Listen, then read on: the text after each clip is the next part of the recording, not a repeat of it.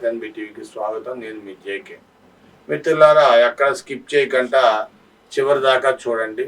మీకు వీడియో ఏంటి అర్థం అవుద్ది. ఒక లైక్ వేయండి, ఒక సబ్స్క్రైబ్ చేయండి, షేర్ చేయండి. ఓకే.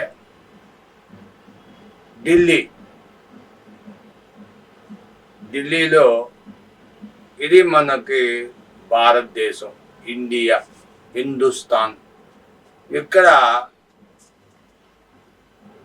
70% హిందువులు ఉన్నారు, 30% ముస్లింలు ఉన్నారు. క్రైస్తవులతో కూడిన హిందువులు వేరు. క్రైస్తవులు 50% ఉన్నారు, 20% క్రైస్తవులు ఉన్నారు, 30% ముస్లింలు ఉన్నారు. కొంతమంది అంటారు, చిచి 30% క్రైస్తవులు ఉన్నారు, 20% ముస్లింలు ఉన్నారు అంటున్నారు. సరే, ఏది ఏమైనా కానీ, ఏదైనా సరే మనకేం సంబంధం లేదు. విషయం అది కాదు. ఆ విషయం మాట్లాడుకున్నాం. మోదీ అండ్ కో పార్లమెంట్లో వర్క్ బోర్డు మీద చర్చ పెట్టింది. వర్క్ బోర్డు అంటే తెలిసే ఉంటుంది, అందరూ తెలుసుగా మీకు. ముస్లిం ప్రాపర్టీస్ని అన్నీ కూడా వాళ్ళ చేతిలో ఉంచుకొని, ఇప్పుడు ఈ ఫర్ ఎగ్జాంపుల్ ఇది నచ్చింది అనుకో, ఈ వస్తువు ఇది తీసుకెళ్ళి వర్క్ బోర్డులో పెట్టేస్తారు. ఈ టేబుల్ నచ్చింది అనుకో, తీసుకెళ్ళి వర్క్ బోర్డులో పెట్టేస్తారు. వర్క్ బోర్డు ఇక్కడ నచ్చింది అనుకో, ఈ ప్లేస్ సెంటర్ 4 సెంటర్లో కోడలు నచ్చింది అనుకో, అక్కడ ఒక వేప చెట్టును ఒక మర్రి చెట్టు పాతేస్తారు. పాటేసి 2 జెండాలు పెడతారు. ఇది వర్క్ బోర్డు భూమి అంటారు. ఇవన్నీ మీకు తెలిసిన విషయాలు. కనీసం చూడాలంటే వర్క్ బోర్డు మెంబర్స్ ప్రతి సంవత్సరం ఎలక్షన్ జరుగుతూ ఉంటుంది. ప్రతి 3 ఏళ్ళకోసారి 5 ఏళ్ళకోసారి. దానికి ఒక నియంత్రణ అనేది ఏం లేదు. ఒక ఫస్ట్లో అయితే 5 ఏళ్ళకి 3 ఏళ్ళకి ఎలక్షన్ జరగాలి. కానీ ఇప్పుడు అదంతా లేదు, ఇష్టారాజ్యంగా జరుగుతుంది. దరిదాపుగా ఎన్ని వేల ఎకరాలు ఉందంటే 8,000 ఎకరాల భూములు దరిదాపుగా వర్క్ బోర్డులో ఉన్నాయి. India wide, Kashmir to Kanyakumari మొత్తం, రాష్ట్రం మొత్తం, దేశం మొత్తం 28 రాష్ట్రాలు, 29 రాష్ట్రాల్లో ఉన్నాయి. అది కాకుండా దేశం మొత్తం కూడా వర్క్ బోర్డు భూములు ఉన్నాయి. మరి అలాగే హిందూ దేవస్థానం భూములు ఉన్నాయి. మరి హిందూ దేవస్థానం భూములు ఎండోమెంట్ చేతిలో ఉంటాయి. కానీ ఎండోమెంట్ చేతిలో ఉంటే ఆ భూములు ఎవరో పడితే వాళ్ళకి రాయటానికి కానీ అమ్మటానికి కానీ ఎటువంటి అర్హత, హక్కు ఎటువంటి ఉండవు. కానీ వర్క్ బోర్డు భూములు నీకు నచ్చిందనుకో, ఎవరికి కావాలంటే ఆడికి అద్దెకిస్తారు, లేకపోతే అమ్మేస్తారు.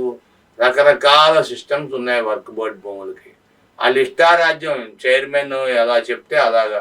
ఒక్కొక్క జిల్లాకి, ఒక్కొక్క రాష్ట్రానికి ఒక్కొక్క చైర్మన్ ఉంటాడు. దేశం మొత్తం ఉండేది ఒక చైర్మన్ ఉంటే ఎక్కడికెక్కడ చైర్మన్లు ఉంటారు. Work board chairman, work board chairman, work board chairman. మళ్ళీ వాళ్ళకి కమిటీ మెంబర్లు 3, 4, 7 ఉంటారు. వీళ్ళు ఆడింది ఆట, పాడింది పాట. ఇందులో సభ్యులు ఉంటారు. ఆ సభ్యులు ఓట్లు వేస్తారు, వీళ్ళని గెలిపిస్తారు. ఇదంతా ఒక ప్లానింగ్, ఒక గ్రూపు కింద చేస్తూ ఉంటారు. అయితే ఢిల్లీలో వర్క్ బోర్డు మీద మోదీకి కాలింది. ఎందుకంటే చాలా వరకు ఈ ముస్లింలందరూ ఈ రోజున కాంగ్రెస్ వైపు ఉన్నారు. కాంగ్రెస్కి ఓట్లు వేశారు. ఇండియా కూటమి తరఫున ఉన్నారు అందరూ.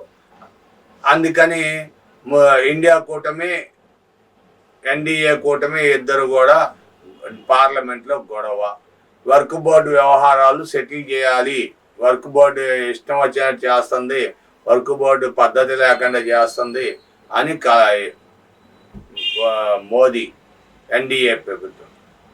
ఆ అన్యాయం లేవు, ఆ అన్యాయం చేయట్లేదు, వర్క్ బోర్డు పాత పద్ధతిలో నడవాలి, పాత పద్ధతిలో నడుస్తుంది అని చెప్పి రాహుల్ గాంధీ.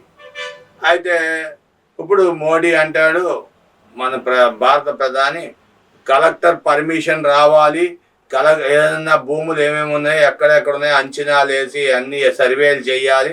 కలెక్టర్ సర్టిఫై చేసిన భూములు మాత్రమే వర్క్ బోర్డులకు వర్తిస్తాయి, మిగతా భూములు వర్క్ బోర్డులో వర్తించవు. కాబట్టి ఈ అన్ని విషయాలు ఎంఆర్ఓలు, వర్క్ బోర్డు సంబంధించిన అధికారులు అందరూ కూడా కలెక్టర్తో సంప్రదించి కలెక్టర్ విషయాన్ని తెలుసుకొని, ఇంకా అవసరమైతే ముఖ్యమంత్రిని కూడా తెలుసుకొని విషయాల్ని అప్పుడు మాత్రమే వర్క్ బోర్డు రికార్డుల్లో రాయాలి. వర్క్ బోర్డు రికార్డులు ఎప్పటికప్పుడు ఆడిట్ చెయ్యాలి. ఇవన్నీ చేయకపోతే వర్క్ బోర్డు ఒప్పుకోదు అంటున్నాడు మోడీ గారు.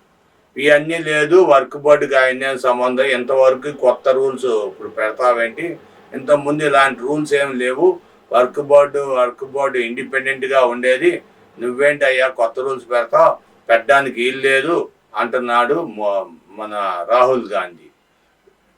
ఇండియా కూటమికి మధ్యలో, ఎన్డీఏకి కూటమిల మధ్యలో వారు జరుగుతుంది. డిషుమ్ 10 మంది లేరు వాళ్ళకి సపోర్ట్ చేస్తావేంటి అంటాడు మోడీ. వీళ్ళకి సపోర్ట్ చేయడం ఏంటంటాడు వీళ్ళు.